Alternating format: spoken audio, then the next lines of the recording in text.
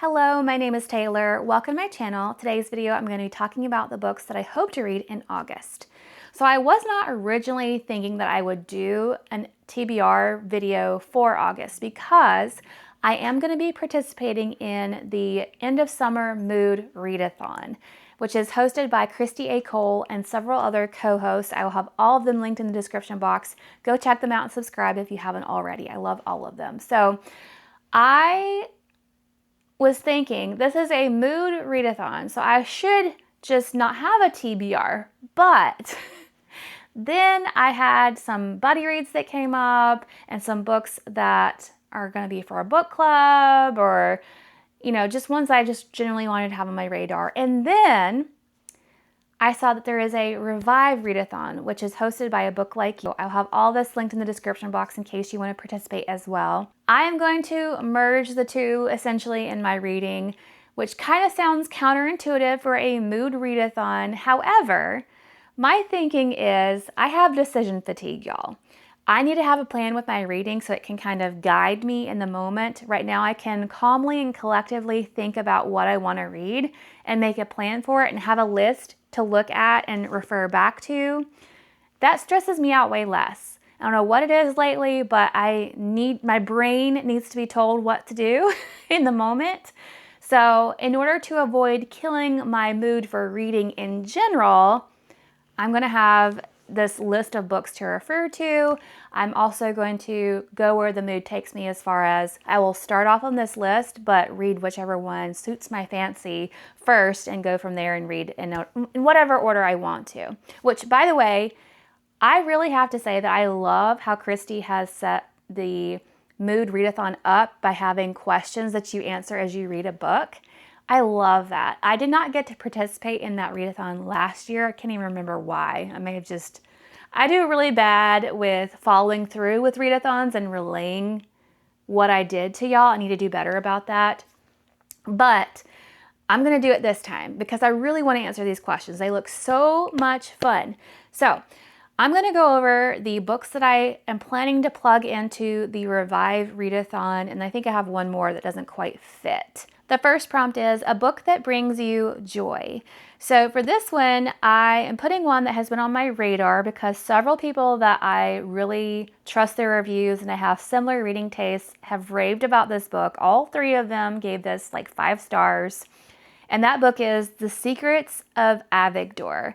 And I forgot to write down the author's name, Cheney Hobson.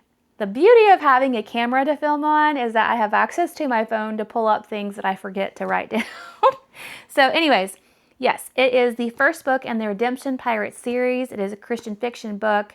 I have heard, well, first it was K-Tree from Book Nerd K-Tree. She raved about it. And then I saw Kay from Kay's Library read it and Celestria read it. I was super intrigued by that fact that all three of them gave it 5 stars and really enjoyed it.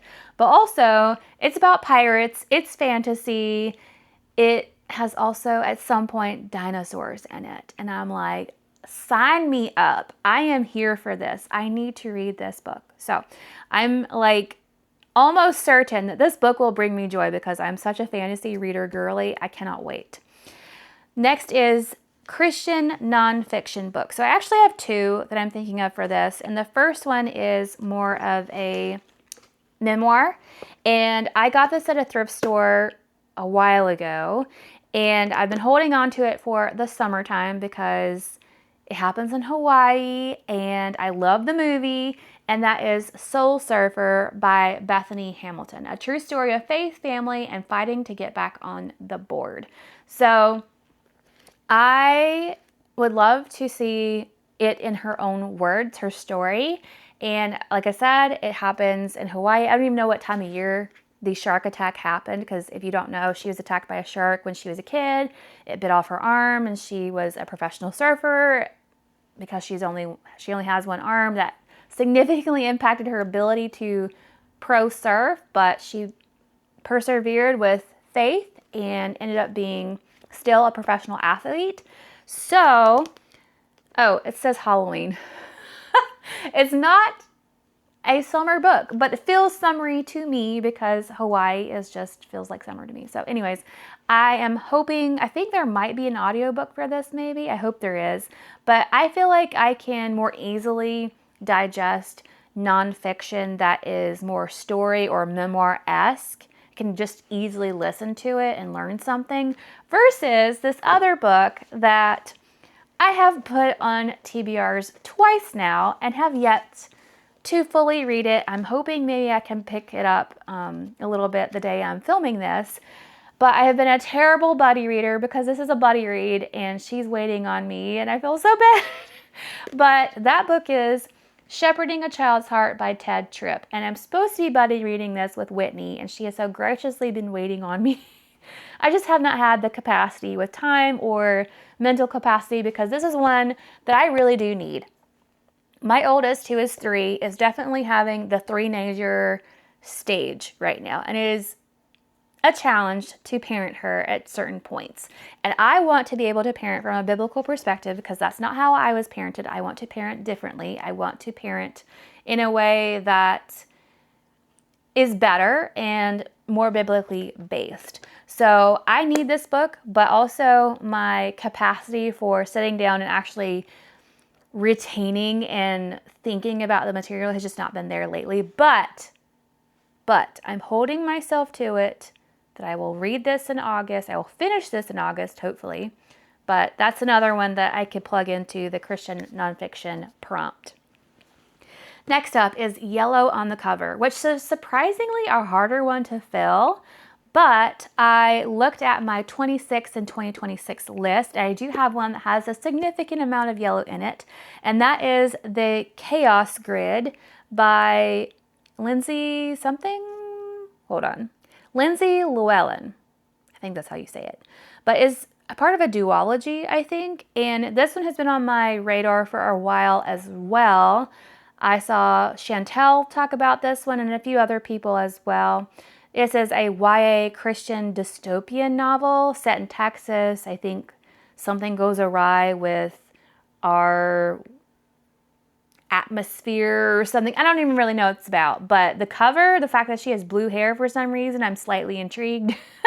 And I've heard this is a really good book, so I'm going to place that one in there. The next spot is a biblical retelling. I don't have one currently to fill this spot. I would like to do a blackout of the board, but I'm at the very least going to get a bingo. But if I'm close to getting a blackout, I will figure out something to put in there. But let me know. I'm curious what y'all's favorite biblical retelling books are. The next prompt is a book of the Bible, and I'm thinking that I can probably put 2 Samuel in here. I'm not just going to devote all of my time on 2 Samuel because I am theoretically following a chronological Bible study that I have severely fallen off the wagon with. I'm like 80 days behind. I picked it back up, and right now I'm like kind of flitting back and forth between Psalms and I think it's 1 Chronicles and 2 Samuel, but I think I will be finishing up 2 Samuel. So that one's kind of a soft fulfillment of the prompt, but I'm reading in the Bible.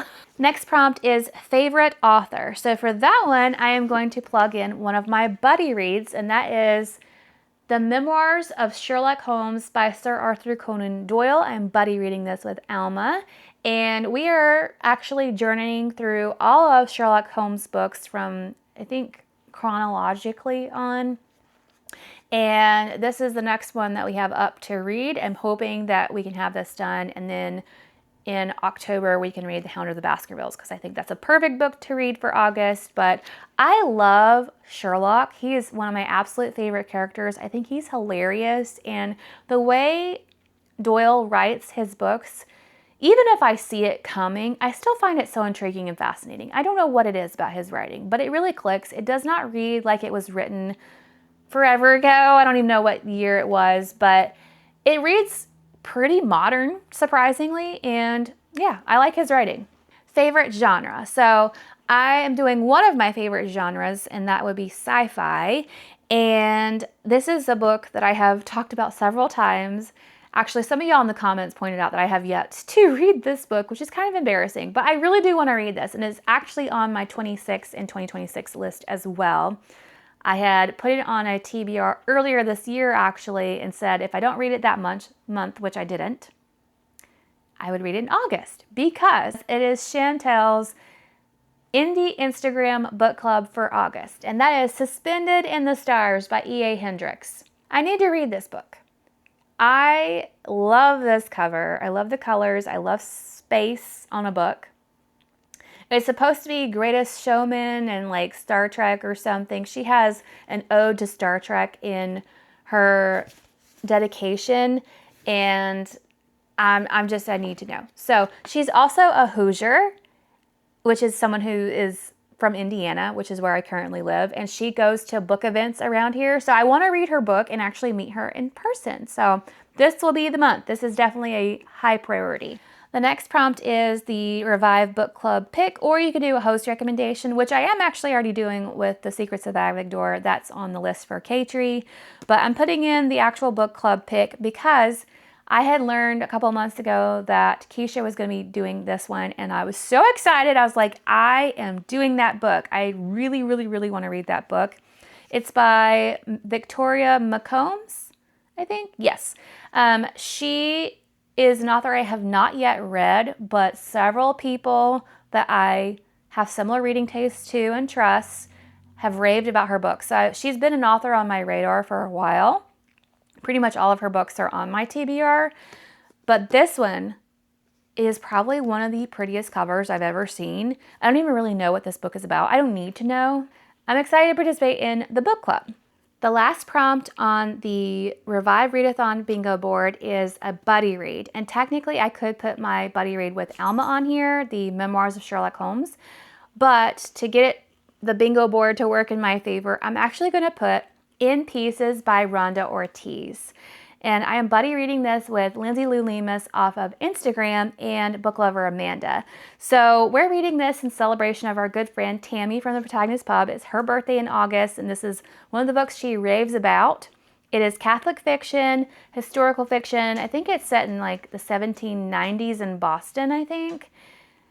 I don't know. She's raved about this book for such a long time, and just to kind of celebrate her for her birthday, we're choosing to read this together. I do have one more book that does not fit on the bingo board. At least I don't think I can fit it anywhere. But that is The Light of Stars by Janelle Hubdy. This just recently came out in July. I pre-ordered it.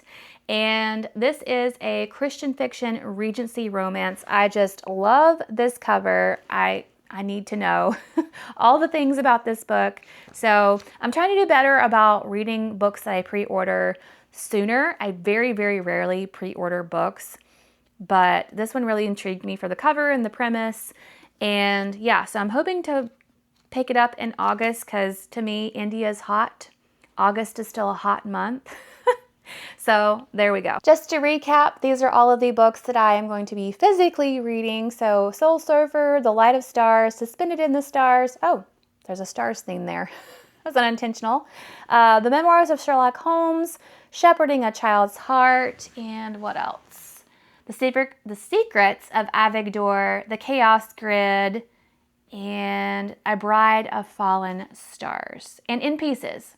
That's a lot of books. We'll see if I can actually get to that many, but all of those really do sound awesome to me. I hope I can read all of them. That's probably way too ambitious for me, but we'll see. I will valiantly attempt to read all of them and let y'all know my thoughts in September. So let me know what you're reading in August, and if you're planning on participating in any readathons, let me know your thoughts about any of these books. I love hearing from y'all.